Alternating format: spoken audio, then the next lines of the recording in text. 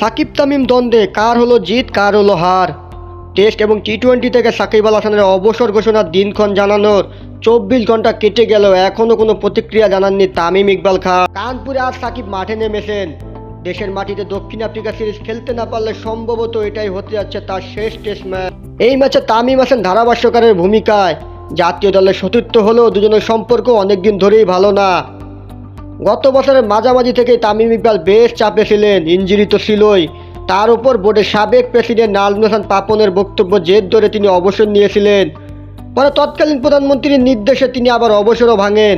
সুস্থ হয়ে ওয়ানডে বিশ্বকাপের আগে মাঠেও ফিরেছিলেন, কিন্তু বিস্ময়করভাবে ভারতে অনুষ্ঠিত সেই বিশ্বকাপে তার খেলা হয়নি। দলের ভারত যাত্রার আগ মুহূর্তে একটি টেলিভিশন চ্যানেলে দেওয়া সাকিব আল হাসানের সাক্ষাৎকার দেশ জুড়ে তোলপাড় ফেলে দেয়।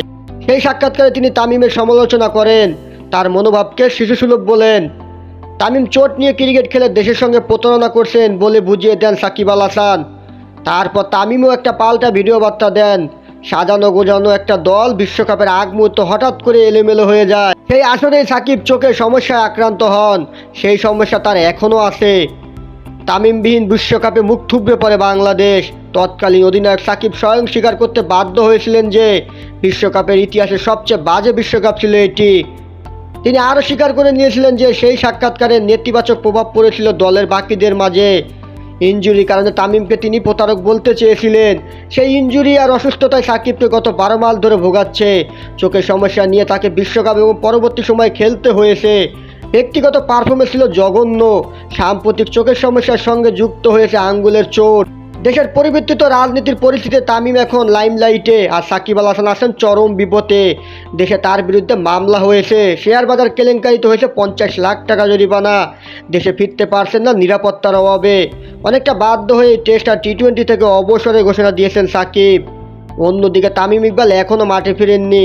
বিসিবির বর্তমান হত্যাকর্তারা তার পাশে থাকলেও তামিম আর কোনোদিন 22 গজে ফিরবেন কিনা সেটাও অনিশ্চিত। তামিমকে বিসিবির কর্মকর্তা হিসাবে দেখা যেতে পারে বলে গুঞ্জন আছে বেশ কয়েকদিন ধরে। বাংলাদেশের ক্রিকেটের দুই সুপারস্টারের ক্যারিয়ার এখানেই শেষ কিনা তা বলা যাচ্ছে না।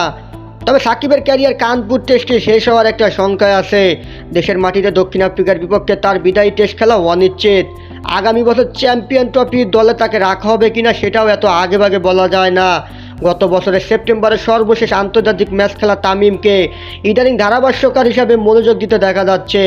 1 বছরের বেশি সময় পর তিনি আদৌ আন্তর্জাতিক ক্রিকেটে ফিরবেন কিনা সেটাও একটা বড় প্রশ্ন।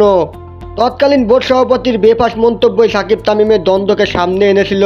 এরপর থেকে অনেক জল গড়িয়েছে পদ্মা মেঘনায়। দুজনেই বারবার এই বিষয়ে কথা বলতে হয়েছে, কিন্তু যেটা তাদের মূল কাজ সেই ক্রিকেট খেলা থেকে দুজনই ধীরে ধীরে দূরে সরে যাচ্ছেন। এই বয়সে হয়তো তারা আরও কিছুদিন খেলতে পারতেন, হয়তো পারতেন না। তবে অনেক ক্রিকেট বোদ্ধারাই মনে করেন দুই মহাতারকার দ্বন্দ্বে আসলে ক্ষতিটা হয়েছে দেশের ক্রিকেটেই।